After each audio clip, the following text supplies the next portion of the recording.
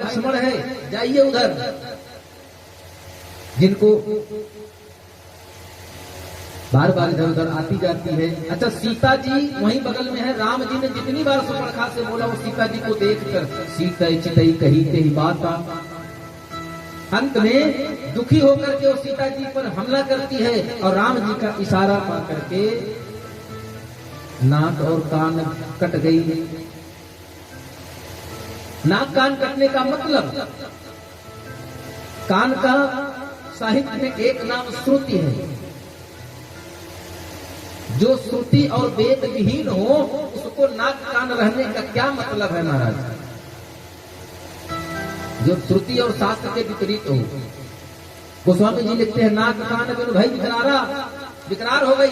पहुंची कहां? खरदूषण के पास। खरदूषण आए, बड़ा भयानक युद्ध हुआ, वध हुआ। खरदूषण मुंह सम बलवंता गई रावण के पास। रावण से कहा तो रावण ने कहा वहां हमारी एक चौकी थी, रिपोर्टिंग चौकी वहां पर थी, वहां पर सूचना भेजा। तो बोली भेजा था, और भेजा ही नहीं, वो लोग मार दिए भी गए। रावण बोला ठीक है कोई बात नहीं, मैं देख लेता हूं। लेकिन रात में जब रावण महल में गया तो उसने विचार किया, खरदूषण मौसम बलवंता इन्हीं को मारई बिन भगवंता। रावण विचार करता है और कहता ठीक है कोई बात नहीं। दूसरे दिन प्रातःकाल मामा मारीच के पास गया। मैंने पहले दिन दूसरे दिन बताया था कि मारीच दोष है महाराज, और आज वो दोस्त फिर से राम जी के पास आ रहा है। बाली रावण को मारी समझा रहा है, उनसे दुश्मनी ना करो। राम से दुश्मनी मत मोल करो। क्यों?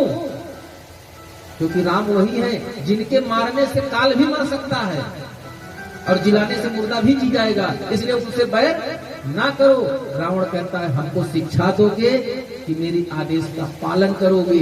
अगर आदेश का पालन नहीं करोगे तो ये देखो चंद्रहास अभी बंद कर दूंगा। गोस्वामी जी लिखते हैं, मारीच विचार करता है, उभय भातिता केसी जब मरना। उभय भाति देखे से जब मरना, तब ताके से रघुनायक सरना। अब इस दुष्ट के हाथ मरने से अच्छा है कि राम जी के बाण से मृत्यु हो तो मोक्ष को प्राप्त करेंगे महाराज। रीझे पे लंक दई खींचे बैकुंठ, और चला है महाराज। जानकी मैया ने देखा, क्योंकि जानकी मैया भी लीला कर रही है। राम जी से कह रही हैं, सोने की मृग छाला यह अद्भुत यादगार होगी। हे नाथ खाल लाओ इसकी तो कुटिया की शोभा होगी। ऐसा मृग देखा न सुना जैसा यह सुघड़ सलोना है। देखो तो सर से पांव तलक सारा सोना ही सोना है। राम जी गए हैं महाराज। गोस्वामी जी लिखते हैं, कबहू प्रकट कबहू दुराई। क्या प्रकट दुरा हो रहा है? क्या राम जी की आंख से मृग ओझल हो सकता? नहीं। राम जी कभी उसको अपनी छवि उसके हृदय में दिखाते हैं। जब दिखाते हैं तो आगे मुकर के सरपट भागता है, और जैसे छवि पीछे हटा लेते हैं वैसे फिर पलट कर पीछे देखने लगता है। ले गया है दूर, और जब दूर गए हैं तो राम जी ने बाण छोड़ा, वहां से बाण लगा और राम जी की आवाज में बोला है, हा लक्ष्मण हा सीते हा सीते। यह बात सुन करके सीता मैया लक्ष्मण को प्रेरित कर रही है कि जल्दी जाओ, आपके भैया के ऊपर संकट है। लक्ष्मण जी कहते हैं, मैया इस धरती पर सूर्य को दीपक दिखाने वाला कोई है? ऐसा इस धरती पर कोई जन्म नहीं लिया जिसने हमारे राम को दुख पहुंचा सके जो। लेकिन सीता मैया बहुत कटुक वचन कहती है महाराज, और उस कटुक वचन को सुन करके लक्ष्मण जी चले हैं। और जब चले हैं तो लक्ष्मण ने देखा खींचा है और वन देवता से प्रार्थना किया है, हे बलदेव हे बलदेवी, आज इस बात के आप ही साक्षी हो कि मैं अपने आप से नहीं गया हूँ, माता जानकी के दबाव बनाने पर गया हूँ, और मैंने उनकी सुरक्षा की व्यवस्था करके भेजा, छोड़ा है इनको। लक्ष्मण जी उधर गए, इधर रावण कपट वेश करके आया। रावण आया तो सोचा कि ज्यादा सोर्स करने से कोई मतलब नहीं है, मैं सीधे सीधे राम बन जाता हूँ और सीता मेरे साथ आसानी से चली जाएगी। लेकिन जैसे ही राम बनने का ख्याल मन में आया, सीता हरण पाप लगने लगा। उसने कहा नहीं, राम नहीं बनूंगा, और तुरंत उसने तापस वेश, तुरंत कपटी मुनि बना और सीता जी के सामने गया। भिक्षाम देहि, भैया निकली फल लेकर, रेखा के अंदर नहीं जा रही है, बाहर नहीं जा रही, अंदर से ही। बाबा जी रेखा ले लीजिए। जैसे जानकी मैया को देखा, रावण ने कदम बढ़ाया, और जैसे कदम बढ़ाया, यह रेखा रंग बदलती है। रावण ने देखा तो कहा, यह ऐसी रेखा कैसी जो रेखा रंग बदलती है, अगर पैर बढ़ाऊं आगे तो ज्वाला सी तुरंत धड़कती है। क्या है ये? रावण ध्यान देकर देखता है तो जान गया मंत्र अवशिष्ट रेखा है, और तुरंत उसने कहा नहीं, मैं अंदर नहीं आ सकता। सीता मैया ने कहा, अगर आपको भिक्षा लेनी है तो लीजिए, नहीं तो मैं नहीं दे सकती। क्यों? कि मेरे देवर का आदेश है। रावण कहता, तुम जिस कुल से हो उस कुल की मर्यादा धूमिल हो जाएगी अगर आज रघुवंश की बहू के दरवाजे से कोई भिक्षुक खाली हाथ चला जाएगा। सीता मैया ने आन बचाने के लिए अपने आप को रेखा के बाहर निकाला, और जैसे रेखा के बाहर निकाला, हाथ पकड़ करके जटा खींच लेता है और ले जा करके पुष्पक विमान में बिठाया और चल पड़ा। महाराज, मां जानकी विलाप तो नहीं है, पूरा वातावरण माता जानकी के विलाप से सराबोर हो गया है। इधर राम लक्ष्मण कुटिया में लौटते हैं, सूना पाकर राम घबरा गए, और राम जी जैसे लक्ष्मण जो थे वहां से अंदेशा बताए, बोले भैया कुछ अनहोनी होने वाली है, मुझे अंदेशा है कि सीता सुरक्षित नहीं है। लौट कर आए, आश्रम खाली मिला। अब राम जी ढूंढने लगे, हे खग मृग हे मधुकर श्रेणी, तुम देखी सीता मृग नयनी। बन बन भटक रहे हैं। इधर रावण लेकर चला है, सीता की आवाज सुनकर गगन मार्ग में उड़ने वाला गिरिधराज जटायु सुन लेता है महाराज, और कहता है, सीते पुत्री करसी जनिता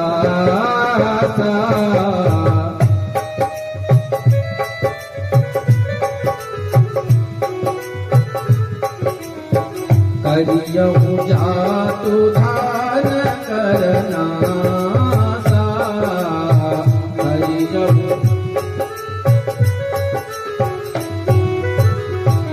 दौड़ा 3 बार धावा किया है हमारा, 3 बार धावा क्रोधवंत खग कैसे, छूट ही पद पर्वत पर, जैसे जैसे इंद्र का वज्र पर्वत पर चले। 1 बार धावा मारा। रावण से युद्ध हुआ है, बहुत विकराल युद्ध हुआ है महाराज।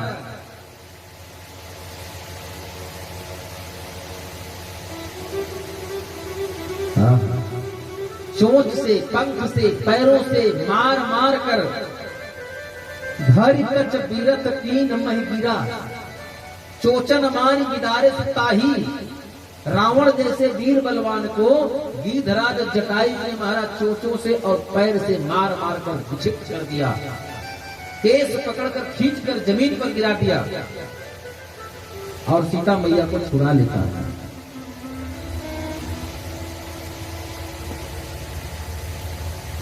लेकिन और रावण मूर्छित पड़ा है, गिरिधराज जटायु बैठकर इंतजार कर रहे हैं कि या तो ये मरे, नहीं तो होश में आकर हमसे फिर लड़े।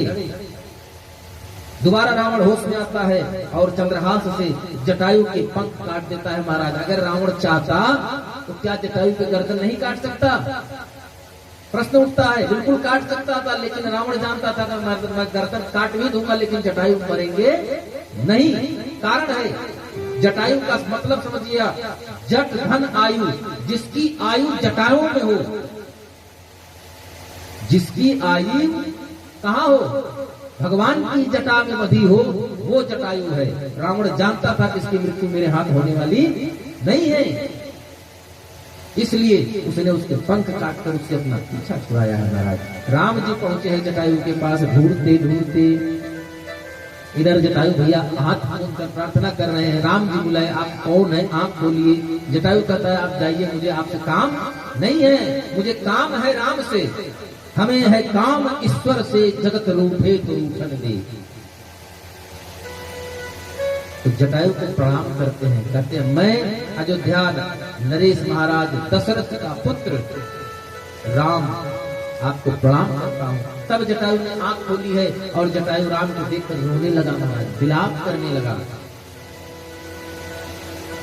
भगवान ने उसको गोद में लिया, कारण पूछा, बोला महाराज हमें दुख इस बात का नहीं है कि दुष्ट के हाथों मेरा प्राण होने वाला है, मुझे दुख इस बात का है कि रावण ने मेरे पंख क्यों काटे, रावण मेरी गर्दन काट देता अगर उस समय, तो मुझे इस बात का संतोष होता कि मैंने जानकी को छुड़ा लिया था, और अब तक मैंने प्राण इसलिए रोक रखे थे कि मुझे आपको यह संदेश देना था कि रावण सीता को ले लिया। भगवान की गोद में जटायु है, राम कहते हैं कुछ मांग लो, जटायु कहता अब आपके पास बचा क्या है, दे सकते हैं, कुछ है? लक्ष्मण जी बोले जटायु काका क्या बोल रहे हैं आप? जटायु बोला मेरी बात को ध्यान से समझिए, आप होश में हैं नहीं, आप जोश में हैं, लेकिन मैं होश में हूँ, इसलिए कहा जाता है कि बुढ़ापे के जोश में, जवानी के जोश में बुढ़ापे के होश का होना बहुत आवश्यक है। कहता है जटायु मैं इनकी गोद में हूँ, कहा मैं कहा हूँ? बोले राम जी की गोद में। बोले गोद में कौन होता है? बोले गोद में पुत्र होता है। तो बोले अगर पिता की गोद में पुत्र हो सकता है तो जो संपत्ति पुत्र पिता की है वो किसकी है? पिता की है। अब इनके पास बचा क्या इनका जो मुझे देंगे? अब तो गोद लेकर सब कुछ तुम्हें पहले दे दिया। तब राम जी कहते हैं कि ठीक है महाराज, आपको मैं जीवन दान देता हूँ। बोले ना, अब की जीवन दान दे दिया तो अगली बार जब मृत्यु आएगी तो क्या आप मेरे साथ रहोगे? इसलिए मुझे जीवन दान नहीं चाहिए। भगवान का स्वरूप चतुर्भुज स्वरूप लेकर गिरधराज जटायु बैकुंठ को गए और जाते जाते राम जी ने कहा, हे गिरधराज आप बैकुंठ में जा करके मेरे पिता से ये मत कहना कि सीता का हरण रावण ने कर लिया है। हाँ, मैं रघुवंशी राम प्रण करता हूँ आपके सम्मुख कि अगर मैं रघुवंशी राम हूँ तो रावण पूरे खानदान के सहित जाकर यह सूचना मेरे पिताजी से खुद बताएगा। अब देखिए अंतर समझ लीजिए, रीझे पे लंक दई, विभीषण पर खुश हो गए तो लंका दे दिया, लेकिन रावण से नाराज हुए वो पद दिया जो पिता को दिया है। जटायु चला है महाराज और लक्ष्मण जी से कहते हैं, हे लक्ष्मण, हमसे पिता की क्रियाकर्म तो नहीं हो पाई, लेकिन इस बात को ध्यान में रखो कि जटायु जी की क्रिया हम वैसे ही करेंगे जैसे पिता की करते, क्योंकि जटायु को काका कहते हैं और जटायु महाराज दशरथ के मित्र थे, इसलिए पिता तुल्य थे। राम जी अपने हाथ से लकड़ी चुनकर लाते हैं, चिता सजाते हैं और जटायु जी का अंतिम संस्कार करते हैं, तिलांजलि करके चल पड़ते हैं। आगे गए महाराज, वहां उनको सबरी मैया मिलती है, सबरी मैया का कल्याण किया। सबरी मैया ने ही उनको मार्ग बताया कि आप पंपापुर जाइए, पंपा सरोवर। वहां गए हैं, ऋषमुख पर्वत नियर आया, भगवान चले हैं, ऋषमुख पर्वत मिला। हनुमान जी वहां आते हैं, हनुमान जी मिले हैं राम जी से, और कैसे मिले हैं? विप्र का वेश में, साधु के रूप में आए, प्रणाम किया। कहां से आप आए, क्यों आए हैं? राम जी कहे, मैं राम हूँ, राजा दशरथ का पुत्र, पिता के वचन को मान करके मैं वन आया था। वन में किसी दुष्ट ने मेरी पत्नी का हरण कर लिया, हम उनको ढूंढ रहे हैं। बार बार कहने पर हनुमान जी कुछ नहीं बताते। अंत में राम जी को हनुमान जी पहचान गए, और पहचान गए तो चरणों में लेट गए। लेकिन तब तक राम जी ने नहीं दिखाया जब तक हनुमान जी ने उस साधु का वेश का त्याग नहीं किया महाराज। क्यों? मोहि कपट छल छिद्रन भावा,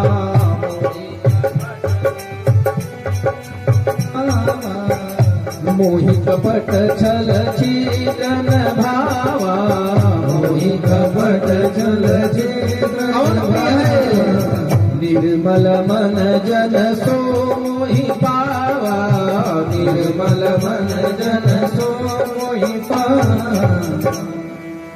जैसे ही राम जी ने देखा कि हनुमान जी ने साधु का छूट छोड़ा, तुरंत उठाकर सीने से लगाया।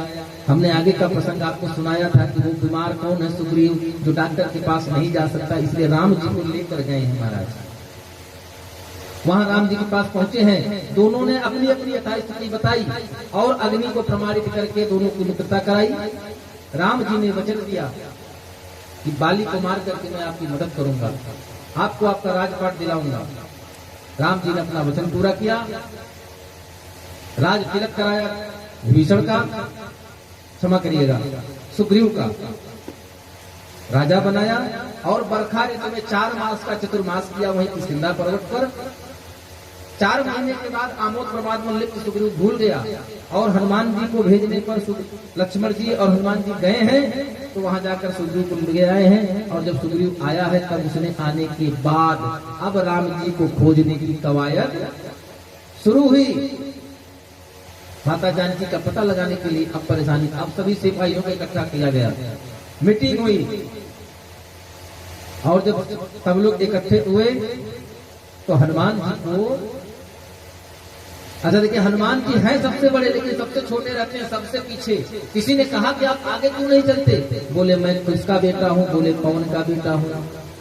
बोले हवा का काम क्या है? बोले छोटी बड़ी किसी भी वस्तु को, किसी भी कश्ती को समुद्र में धक्का मार कर उसको किनारे पर लगा देने का काम कौन करता है? पवन करता है महाराज। पहले जब पता किश्ती चलती थी उसमें कपड़े का वो लगा देता था पर्दा, तो हवा के सहारे वो चलती थी। तो बोले मैं पवन पुत्र हूँ, मेरे वेग से ये लोग चलते हैं। तो बोले आप आगे आगे क्यों? बोले अगर मैं आगे रहा तो पीछे छूट जाएंगे महाराज। और अंत में बड़ी मीटिंग हुई, सभा में सभी लोगों को बुला करके राम जी की बात को सुग्रीव ने कहा कि मैया जानकी को खोजना है, आप सब लोग चारों दिशाओं में निकलिए। देखिए 3 टोली को 3 दिशा में भेज दिया, चौथी टोली के अगुआ राम जी को बना करके उनको सुग्रीव हनुमान जी को रोक लिया गया और हनुमान जी को सबसे पीछे छोड़ा। और क्या देकर के छोड़ा? मुद्रिका। और मुद्रिका देकर राम जी को छोड़े हैं। तो हनुमान जी चले कैसे हैं? देखिए सुंदरकांड आप सभी लोग जानते हैं, 4 चौपाइयों के माध्यम से सुंदरकांड की पूरी कथा आपको दे रहे हैं। हनुमान जी चले हैं, सुंदरवन की कथा है, इसलिए सुंदरकांड है, सुंदरवन की कथा है। सुंदरवन में कथा हुई, सुंदर की कथा है। भगवान भक्त के पास जाए, भक्त माता के पास जाए। जानकी सीते सुंदरी, सुंदरे सीता, सीता जहाँ सुंदरी है, सीता साक्षात भक्ति है, भक्त और भक्ति का मिलन। इससे सुंदर और कुछ नहीं हो सकता, इसलिए गोस्वामी जी ने इसका नाम सुंदरकांड रखा। हनुमान जी चले हैं कैसे? जे गिरि चरण दे हनुमंता, चरण दे हनुमंता, चले वो सुगा पाताल तुरंता, चले वो सुगा पाताल तुरंता। चले भगवान। यही बात है जो हमने उस दिन कही थी कि सीता मैया रावण को बता रहे कि खल सुधने रघुवीर मान की। हनुमान जी गए हैं, आगे चले। उनको कौन मिला? तय मैनाक हो श्रमहारी, मैनाक मिला। पवन देव की मदद के बाद उनको कहा कि आप मदद करिए, लेकिन पवन जी उसको सिर प्रणाम करके चल दिए। हनुमान जी आगे बढ़े। सिंहिका मिली, सिंहिका का उद्धार किया। सिंहिका वही है जो परछाई से जंतुओं को पकड़कर भोजन बनाती है। और आगे बढ़े, सुरसा मिली।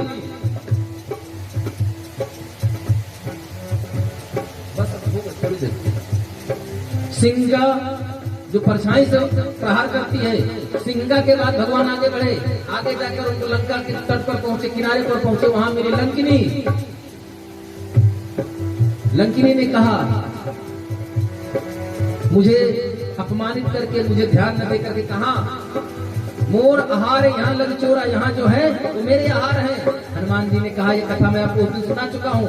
हनुमान जी ने एक मुष्टिका का प्रहार किया और जब मुष्टिका का प्रहार हुआ तो रुधिर बमति धरनीधन मणि पुण्य संभार जोड़कर लंका उठी है तो हाथ जोड़कर सुधर कर बोली क्या?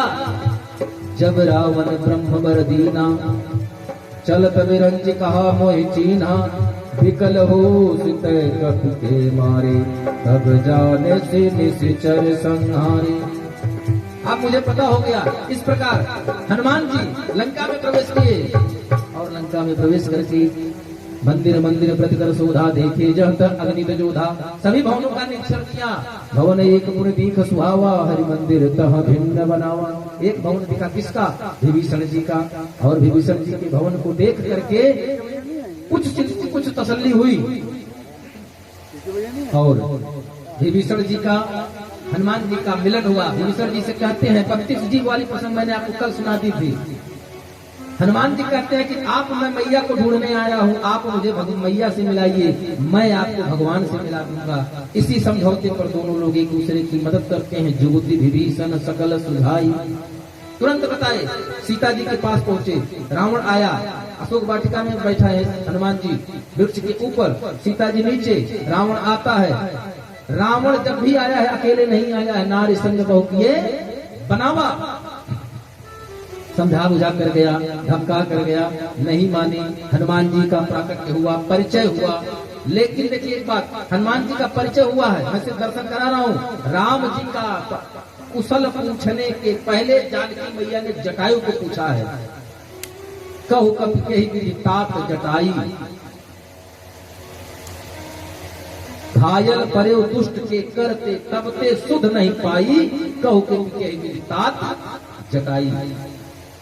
जैसे जान हनुमान जी ने कहा, माता गीत परम गण भागी, राम काज लगी निरत नीति, आपनो तन त्यागी, माता गीत परम गण भागी। माता खूब रोई है महाराज, और रोते हुए कहती हैं, मेरो एको भयो न पूर। हनुमान जी कहते, कौन सी इच्छा? तो माता कहती हैं, सूर सुचंदन रथ चढ़ाई तई, झारी आचरण धूर। मैं इनको जो है सिंहासन पर बिठाती और अपने आंचल से इनके धूल झाड़ कर इनको सुख देती, इनके सभी दुख को दूर करती। इस प्रकार हनुमान जी कहते हैं, मुझे भूख लगी है, फल खाने की इच्छा हुई। माता के आदेश पर फल खाने गए हैं। वहां फल खा करके हनुमान जी वृक्षों को तहस नहस कर रहे थे। उसी समय कुछ सिपाही देख लेते हैं, मारपीट हुई, उठा पटक हुआ। 4 प्रकार की सेना है, भट्ट, सुभट, महाभट्ट और अतिभट्ट। ये 4 प्रकार की सेना जो लंका में है, सबको तहस नहस किया। इंद्रजीत आता है, ना ब्रह्म अस्त्र से ही साधा। अगर ब्रह्म अस्त्र से मारा है तो ले इस कैसे गया, क्योंकि ब्रह्म अस्त्र का मारा हुआ व्यक्ति जड़वत हो जाता, हिल नहीं सकता। लेकिन गोस्वामी जी देते हैं, नाग पास बांध सिले गए, नाग पास से ले गया, ब्रह्मास्त्र को हटा लिया, ले गए। लंका पहुंचे हैं। लंका में पहुंचने के बाद रावण को समझाता है, नगर में सब लोग देखते हैं, कौतूहल करते हैं। रावण आदेश देता है, इसकी पूंछ को जला दिया जाए, क्योंकि कथा सबको पता है। हमारा लक्ष्य था जहां तक की कथा को विस्तृत देने का प्रयास हमने वहां तक किया। रावण के दरबार में एक से बड़े एक मूर्ख है। रावण ने कहा, तेल मोरी पट बांध पुनी, पावक देह लगा, तेल में कपड़ा डूबो कर पूंछ में लपेटो। लेकिन वो सब करते क्या है? गोस्वामी जी लिख रहे हैं, रहा नगर बसन घृत तेला। तेल की बात हुई, यहाँ पे घी भी खत्म कर दिए सब। और जब बाढ़ी पूछ पीन कपि खेला, भगवान ने लंका को पूरी जला दिया महाराज। मानो भगवान मान जी ने अपने उस वचन को पूरा किया। ये मैया, आज तुम एक टुकड़ी आग के लिए भिक्षा मांग रही हो, थोड़ी देर प्रतीक्षा करो, पूरी लंका को अग्निमय कर दूंगा मैं। इस प्रकार लंका का तहस नहस करके हनुमान जी माता जानकी के पास आते हैं। चूड़ामणि लिया और चूड़ामणि लेकर के वहां से विदा लेते हैं। और चूड़ामणि का प्रभाव है कि चूड़ामणि जिस पक्ष में होगी, विजय सदैव उसकी होगी। ये चूड़ामणि और कनक भवन दोनों माता कैकेयी ने दिया था। ये वही चूड़ामणि है जो देवासुर संग्राम में देवताओं की माता अदिति ने दिया था। इस प्रकार हनुमान जी लंका में से निकले, भगवान के पास आए। भगवान के पास आए, सारी सूचना बताई, सब कुछ दिया। जानने के बाद राम जी दुखी हुए। थोड़ा समय व्यतीत हुआ, अब हनुमान जी छटपटा रहे हैं। क्यों? वहां से वादा करके आए हैं कि मैया ने 1 महीने का समय दिया है। राम जी से कहते हैं, अब विलंब के हितारन कीजे, तुरत कपिन कहुआ यशुदीजे। तुरंत आदेश करिए। और आदेश हुआ है महाराज। हनुमान जी की से हनुमान जी की देख रेख में, जामवंत जी की देख रेख में, अंगद जी की सेनापतित्व में सेना चली है। और कहाँ चली है? लंका के तट पर आ गई है। लंका के तट पर आकर के अब बैठ गए लोग। रास्ते में संपाति मिलता है, वो पता बताता है, सब कुछ वही। देखिए क्रम एक दूसरे से जुड़ता हुआ चला जाता है। जिस प्रकार कैसे लंका पहुंची, हनुमान जी पता लगा कर आए, इस बार आए, उसके बाद सेतु बंद हुआ। 4 दिन में 100 योजन का समुद्र, माने 400 कोस का जो पुल है, उस पुल को वानर सेना ने 4 दिन में 100 योजन लंबा और 100 योजन लंबा और 10 योजन चौड़ा पुल वानर सेना ने कितने दिन में बनाया था? मात्र 4 दिन में। अब यहीं से कथा मैं आपको कृतवास रामायण से दूंगा, जैसा कि मैंने कल कहा था, जिससे 5 से 7 मिनट में आपको पूरी की पूरी कथा हम दे देंगे और तिथियों के साथ देंगे।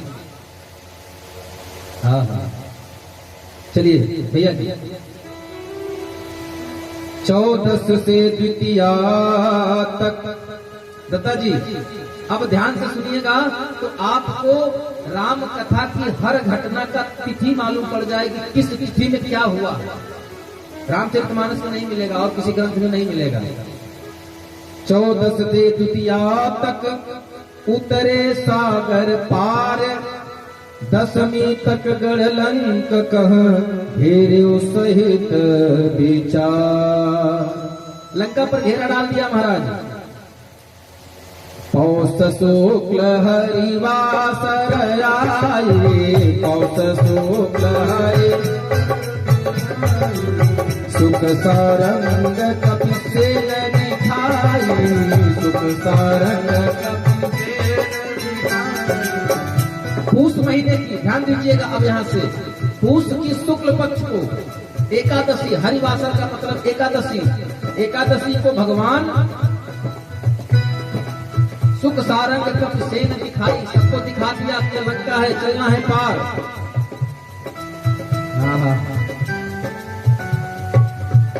द्वादश में प्रभु यह मत भावा, 4 भाग में कटक बना हुआ। द्वादशी के दिन अपनी सेना को 4 भाग में बांट दिया और लंका के चारों दरवाजों पर से घेराबंदी कर दिया महाराज। छत्र मुकुट रावण कर जोई, काटे प्रभु ताहि दिन सोई। उसी दिन, उसी द्वादशी के दिन रावण का मुकुट और मंदोदरी के कर्णफूल को अपने बाण से काट करके भगवान गिरा देते हैं। ये उसी द्वादशी की बात है, पूष की द्वादशी। और सेन दशानन के दिन तानी, सेन दशानन के दिन पीनी, भाई सन्नद युधर नभीनी।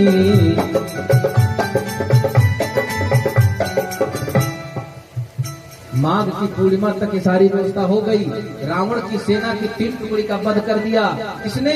राम की सेना ने। और माघ महीने की कृष्ण पक्ष आ गई। प्रतिपदा के दिन अंगद फिर गए थे कहाँ समझाने? रावण को अंगद जी समझाने कब गए थे? माघ कृष्ण पक्ष की प्रतिपदा तिथि को। और द्वितीया से नवमी तक वहां से समझा कर लौटे हैं। द्वितीया से नवमी तक दोनों दल में बहुत विशाल युद्ध हुआ है। नाग पास घननाद चलाई, 10वीं गरुड़ काट गए आई। नवमी तक दोनों दलों में युद्ध हुआ। लक्ष्मण जी सेनापतित्व कर रहे हैं। नवमी के दिन शाम को मेघनाथ की शक्ति बाण लगी है लक्ष्मण जी को। और 10वीं के दिन हनुमान जी ने गरुड़ जी को ला करके उनको बंधन से मुक्त किया है। क्षमा करिएगा, गरुड़ जी को नहीं, उनको, जी हाँ सही, 10वीं को उनको नागपाश से मुक्त कराया है गरुड़ जी को ला करके।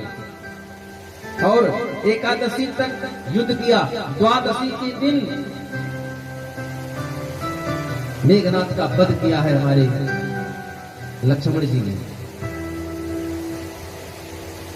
हाँ हाँ, मावस तक कपिसेन ने मारे दैत्य सुधीर, माघ शुक्ल की चौथ तक लड़ऊ दशानन बीर।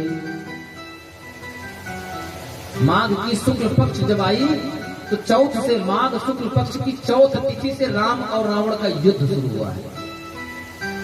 हाँ हाँ, 5 से 8 तक आई, पंचमी से अष्टमी जब आई तो रावण थक करके परेशान होकर कुंभकर्ण को जगा दिया है अष्टमी को, और 9वीं से 14 तक लड़ा कौन? कुंभकर्ण। कुंभकर्ण को मृत्यु मिली। शुक्ल पक्ष माघ की पूर्णिमा के दिन रावण युद्ध नहीं करता। क्यों? कि रावण ने देखा कि मेरा विभीषण भाई का वध हो चुका, दुखी हो गया था।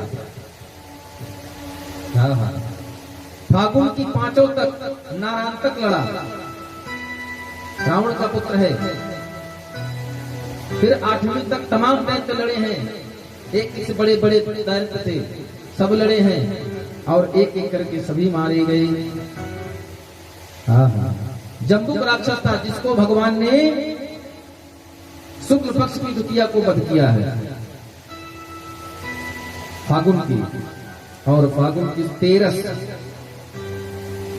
फागुन शुक्ल 13 घन नादा, मरे भये देवन यहलादा। फागुन महीने की शुक्ल पक्ष की 13 को मेघनाथ का वध हुआ है। उसका मरता देख करके देवताओं में उल्लास छा गया, सब लोग प्रसन्न हो गए महाराज। 14 से शोकित दशमाला युद्ध नहीं करता, 14 को युद्ध नहीं हुआ। फागुन शुक्ल पूर्णिमा लरण चले दशरा 30, फाल्गुन महीने की शुक्ल पक्ष की पूर्णिमा को रावण फिर से युद्ध करने चला। और अब तक राम जी ने उनके सभी सेनापतियों का वध कर दिया है महाराज। रावण का चैत शुक्ल 14 जब आए, मरे वो दशानन जग दुखदाई। पूनौ के दिन देह दशानन, दाह विभीषण कियो दुखित मन। चैत शुक्ल पक्ष के चतुर्दशी के दिन रावण का मृत्यु होता है महाराज। और पूर्णिमा के दिन राम जी के समझाने पर विभीषण उसका अंत्येष्टि कर्म करता है। इधर जितने बानर भालू मरे थे, वैशाख की प्रतिपदा के दिन देवराज इंद्र ने ऊपर से स्वर्ग की अमृत की वर्षा करके सबको जीवन दान दिया। और चैत कृष्ण पक्ष द्वितीया से चैत्र शुक्ल पक्ष चतुर्दशी तक टोटल 18 दिन होते हैं। इन 18 दिन तक राम और रावण का भयंकर युद्ध हुआ है महाराज। और चैत्र पूर्णिमा को रावण का संस्कार विभीषण ने किया, विभीषण का राज तिलक किया चैत्र पूर्णिमा को।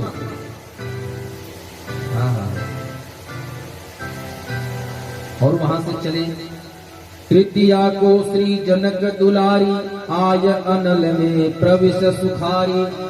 तृतीया को अपने पास बुला लिया जानकी मैया को, और अग्नि परीक्षा भी करा लिया। निकसी अनल ते अवनी कुमारी, भयउ कपिन मह अचरज भारी। आश्चर्य हुआ।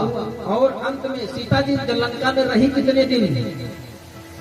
दिन 10 और मास 10 चारी, रही लंक में सिय दुखारी। चौथ कपिन संग बैठ विमाना, तीन अवध कह राम पयाना। दिन 10 और मास 10 चारी, 14 महीना 10 दिन लंका में रही। कौन? जानकी मैया।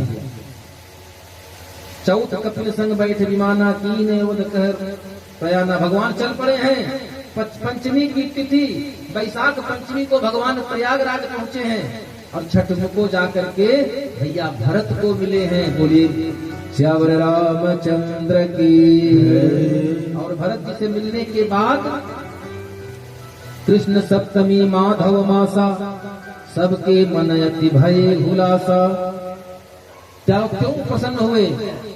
41वें वर्ष में रामचंद्र भगवान, आयु 32 वर्ष के जनक सुता गुण खान।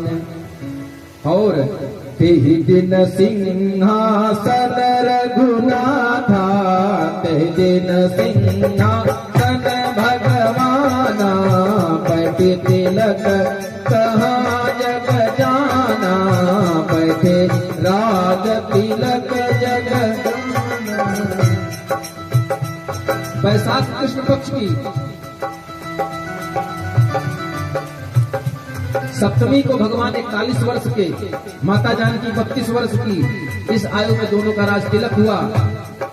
और आगे की भी कथा आपको बता देता, लेकिन चूंकि वह कथा फिर से तुम पूर्ण हो जाएगी। आइए भगवान राम के राज्याभिषेक में हम सभी लोग शामिल होते हैं। और भैया 5 मिनट का समय आरती में और शेष है, मात्र 5 मिनट।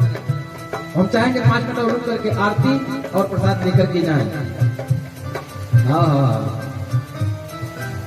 प्रथम तिलक गुरबसिष्ठ ही कीन्हा, प्रथम तिलक गुरबसिष्ठ ही कीन्हा, पुनि सब देवन आय सुदीन्हा, पुनि सब आय सुदीन्हा। भगवान राम जी का राज्याभिषेक हुआ और राम जी सुंदर राज सिंहासन सजाया गया। राज सिंहासन पर बैठे हैं हमारे सरकार। लेकिन तब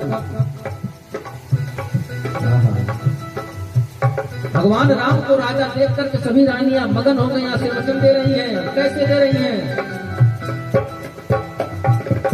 सुत बिलो की हरसी महतारी, सुत बिलो की हरसी महतारी, बार बार आरती उतारी, बार बार आरती उतारी। विपन दान विविध विध दीने, विपन दान विविध विध दीने, जातक सकल जातक दीने, जातक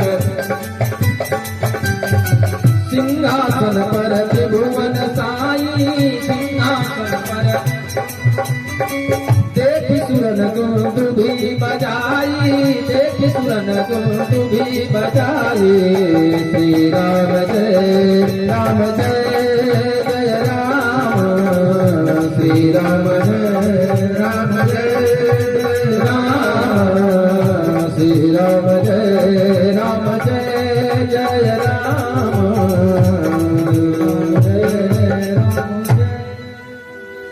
बोले राजा रामचंद्र की। आज समय तो काफी हो गया, विलंब हो गया, क्योंकि कथा बहुत लंबी रही। इसी के साथ आइए हम सभी भक्त अपने अपने यथार्थ स्थान पर खड़े होकर के भगवान की सुंदर पावन आरती।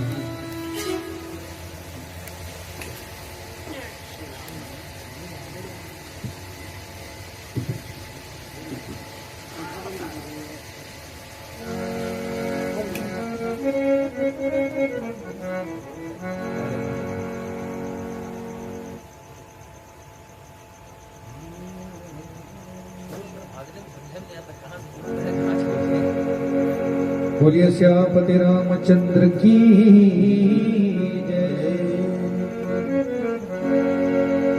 आरती अवध बिहारी की, लखन सिय जनक दुलारी की।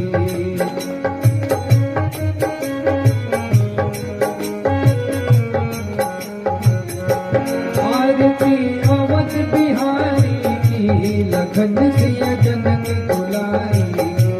आरती अवध बिहारी की, लखन सिय जनक दुलारी की। शीश पर प्रीत मुकुट सोहे, शीश पर प्रीत मुकुट सोहे। चंद्रिका की छवि मन मोहे, चंद्रमा की छवि मन मोहे। लखन सेवा बलिहारी की, लखन सेवा बलिहारी की। लखन सेवा बलिहारी की, लखन सिय जनक दुलारी की। आरती अवध बिहारी की, जनक सिय लखन दुलारी की। कपोलन पे अलके झलके, कपोलन पे अलके झलके। हसन पे बिजली सी चमके, हसन पे बिजली सी चमके। रेख कजरारी नैनन की, लखन सिय जनक दुलारी की। आरती अवध बिहारी की, लखन सिय जनक दुलारी की। धन्य सरजू निर्मल नीरा, धन्य सरजू निर्मल नीरा। भरत रिपुदलन महावीरा, भरत रिपुदलन महावीरा। चरण सेवा धन धारी की, लखन सिय जनक दुलारी की। आरती अवध बिहारी की, लखन सिय जनक दुलारे की। जिये जुग श्यामलता जोड़ी, फिरे जुग श्यामलता जोरे। भजोरे मन सब माया तोड़ी, भजोरे मन सब माया छोड़े। तरस हित युगल बिहारी की, लखन सिय जनक दुलारी की। आरती अवध बिहारी की, लखन सिय जनक दुलारे की। कर्पूर गौरम करुणावतारम, संसार सारम भुजगेन्द्रहारम। भावसंतम हृदयारविन्दे, भवं भवानी सहितं नमामि। त्वमेव माता च पिता त्वमेव, त्वमेव बन्धुश्च सखा त्वमेव। त्वमेव विद्या द्रविडं त्वमेव, त्वमेव सर्वं मम देवदेव। नीलाम्बुज श्यामल कोमलांगं, सीता समायोपितवामभागं। मारो महासायक चारु चापं, नमामि रामं रघुवंशनाथं। हरे राम राम राम हरे हरे। राम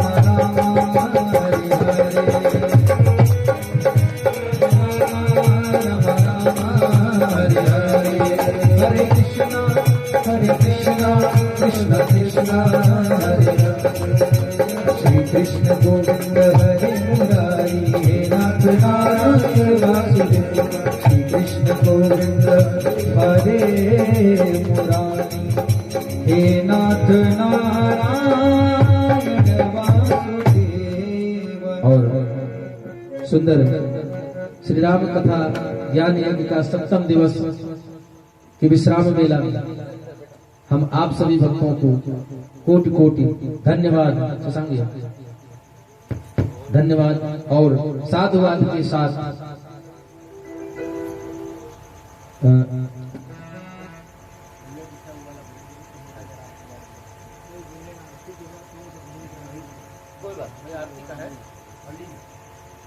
तो इसी के साथ आप सभी लोगों को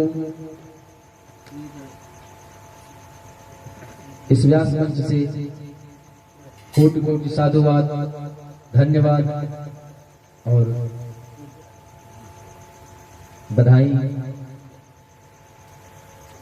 इस 7 दिवस की कथा में अगर आप सभी लोगों को हमारे द्वारा कही गई किसी भी बात